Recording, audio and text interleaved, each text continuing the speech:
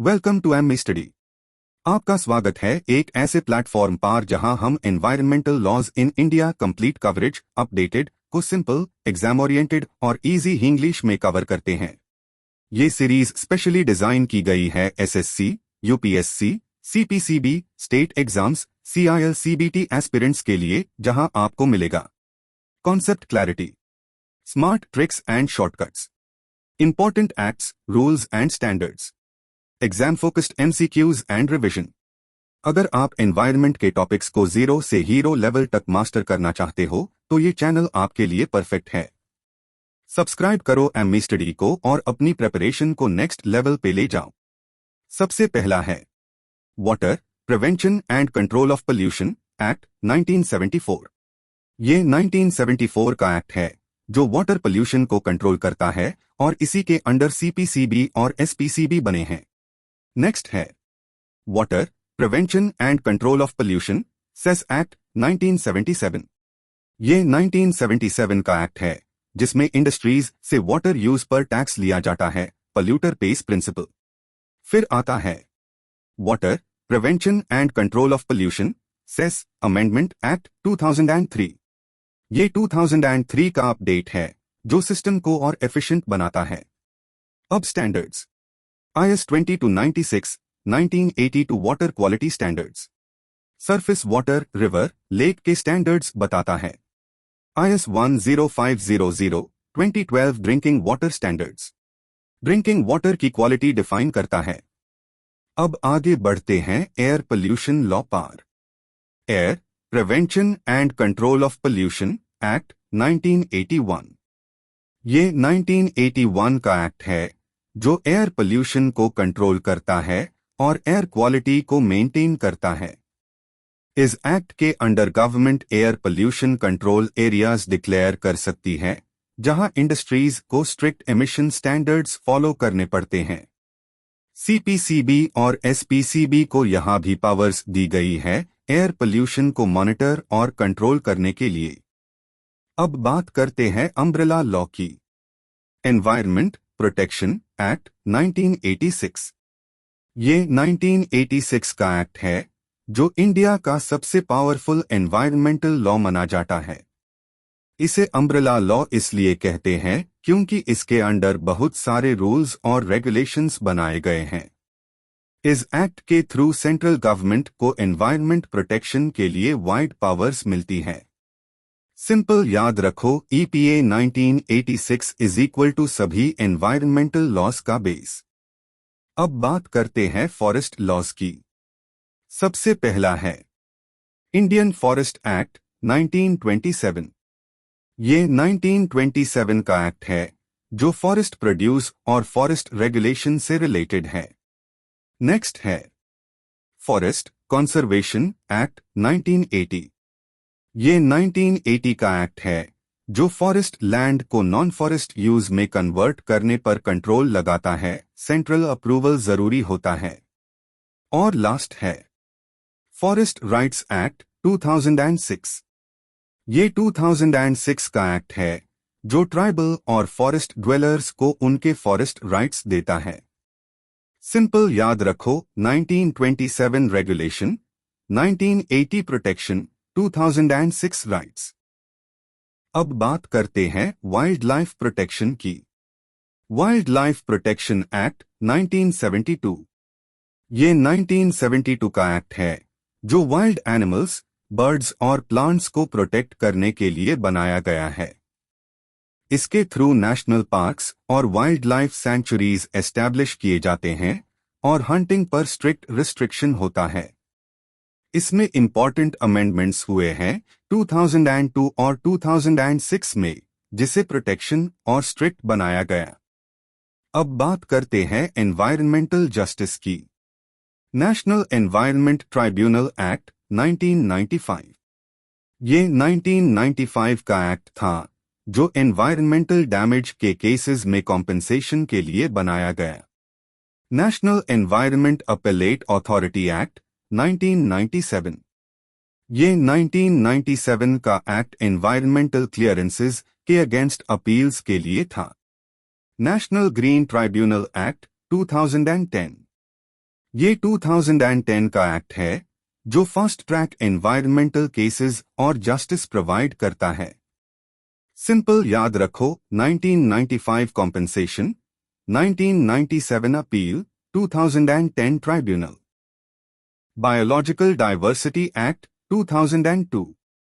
ये 2002 का एक्ट है जो बायोडाइवर्सिटी को कंसर्व करने, उसका सस्टेनेबल यूज इंश्योर करने और बेनिफिट शेयरिंग को प्रमोट करने के लिए बनाया गया है। Public liability insurance act 1991। ये 1991 का एक्ट है जो इंडस्ट्रियल एक्सीडेंट्स के विक्टिम्स को इमीडिएट कॉम्पेंसेशन डीम के लिए बनाया गया है।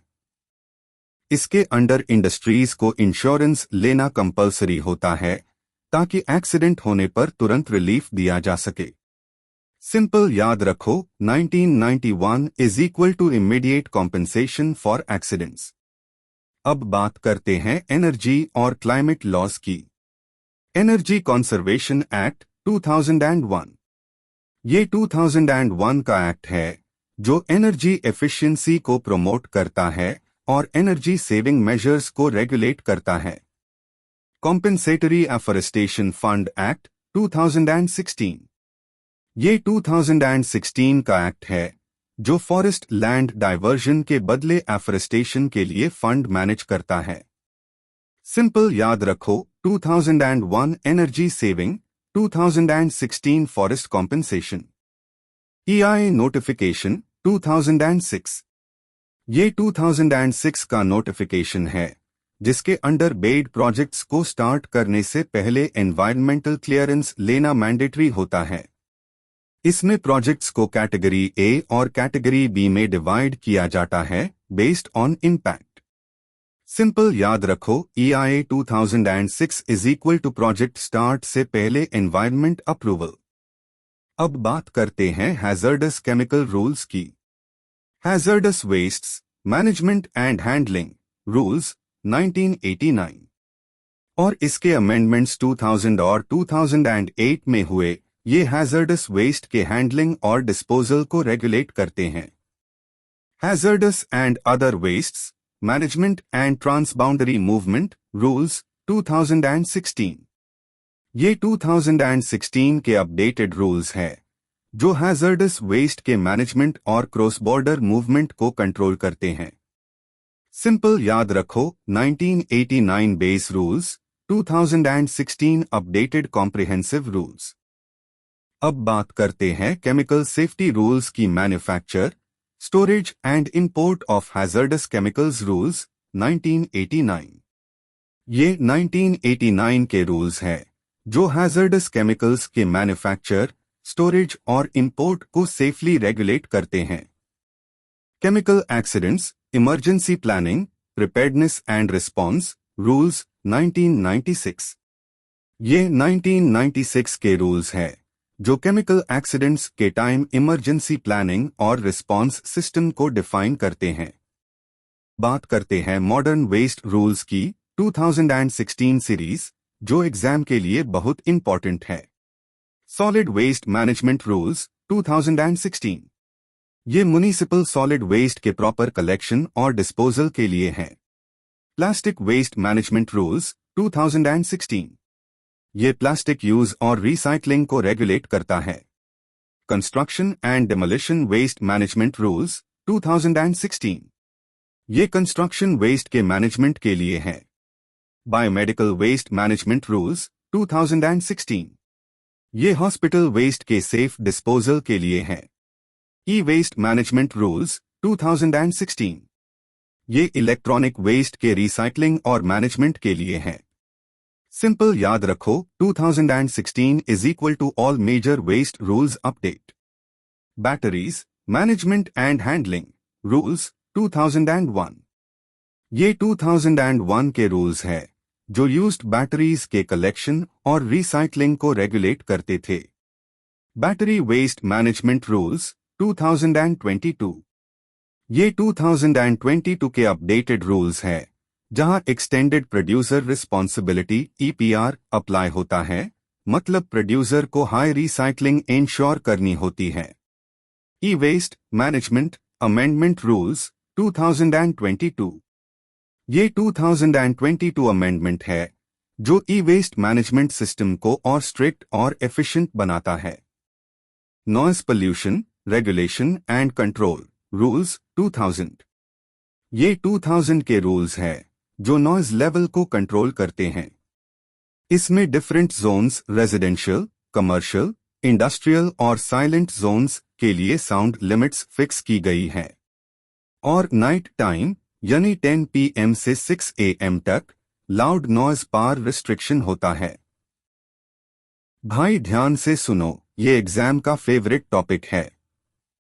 कोस्टल रेगुलेशन जोन नोटिफिकेशन 2011 और 2019। सिंपल समझो, समुंदर के पास जो एरिया होता है वहां बिना रूल के कंस्ट्रक्शन नहीं कर सकते। गवर्नमेंट कंट्रोल करती है डेवलपमेंट को ताकि कोस्टल एनवायरनमेंट सेफ रहे। अब आता है eco sensitive zone. Eco sensitive zone notifications. ये प्रोटेक्टेड एरियाज के अराउंड बफर जोन बनाता है जहां एक्टिविटीज रिस्ट्रिक्टेड होती है ताकि वाइल्ड लाइफ और फॉरेस्ट सेफ रहे। Ozone depleting substances regulation and control rules 2000। Simple समझो, ये रूल्स अन केमिकल्स को कंट्रोल करते हैं जो ओजोन लेयर को डैमेज करते हैं, जैसे CFCs। अगर ओजोन लेयर खत्म हुई ना तो डायरेक्ट यूवी रेज आएंगी, स्किन कैंसर, क्लाइमेट इंपैक्ट सब बढ़ जाएगा। इसलिए गवर्नमेंट ने बोला प्रोडक्शन और उसे दोनों कंट्रोल करो।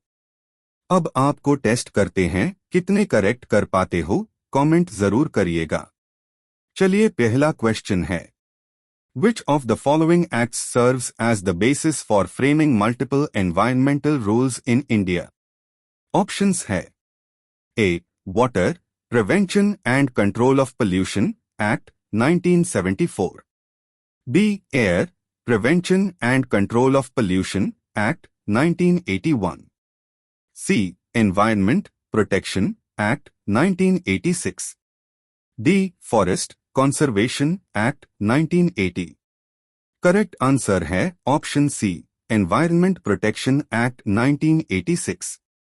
ये एक अम्ब्रेला लॉ है जिसके अंडर मल्टीपल एनवायरनमेंटल रूल्स बनाए जाते हैं। सिंपल याद रखो, EPA 1986 इज इक्वल टू सभी रूल्स का बेस। चलिए नेक्स्ट क्वेश्चन ट्राई करिए, कमेंट में आंसर जरूर बताना। क्वेश्चन है, Which of the following combinations is correctly matched? Options है A. Water Prevention and Control of Pollution Act 1974 Control of Noise Pollution, B. Air Prevention and Control of Pollution Act 1981 Control of Water Discharge, C. Noise Pollution Regulation and Control Rules 2000 Regulation of Sound Levels, D. Biological Diversity Act 2002 Industrial Emissions। Correct answer है option C, noise pollution rules 2000 sound levels को regulate करते हैं। बाकी options mismatched है, इसीलिए eliminate करके answer निकाल सकते हो। चलिए नेक्स्ट क्वेश्चन देखते हैं, आपका कॉन्सेप्ट क्लियर है या नहीं। क्वेश्चन है, Which of the following acts is specifically associated with compensation for industrial accidents? Options है A. Environment Protection Act 1986, B. Public Liability Insurance Act 1991, C. National Green Tribunal Act 2010, D. Biological Diversity Act 2002। Correct answer है option B, public liability insurance act 1991। ये act industrial accidents के victims को immediate compensation provide करता है। Simple trick 1991 is equal to accident compensation. चलिए next question, ये बहुत important है। क्वेश्चन है, which of the following rules deals with coastal area regulation? Options है A. Solid Waste Management Rules 2016, B. Coastal Regulation Zone Notification, 2011. C. Noise Pollution, Regulation and Control, Rules, 2000. D. E-Waste Management Rules, 2016. Correct answer है option B, CRZ Notification, 2011. ये coastal areas में development और activities को regulate करता है. Simple याद रखो, CRZ is equal to coast control. चलिए नेक्स्ट क्वेश्चन थोड़ा ट्रिकी है, ध्यान से. क्वेश्चन है, Which of the following acts is primarily concerned with forest land diversion and requires central approval? Options है. A. Indian Forest Act, 1927. B. Forest Conservation Act, 1980. C. Forest Rights Act, 2006. D. Biological Diversity Act, 2002. Correct answer है option B, forest conservation act 1980. ये act forest land को non forest use में convert करने के लिए central government approval mandatory करता है. Simple trick, 1980 is equal to forest protection plus approval. Thank you for watching. Like, share, subscribe to M study. Practice questions regularly. Focus on concept clarity plus revision. This topic is highly important for exams. Keep learning, keep growing.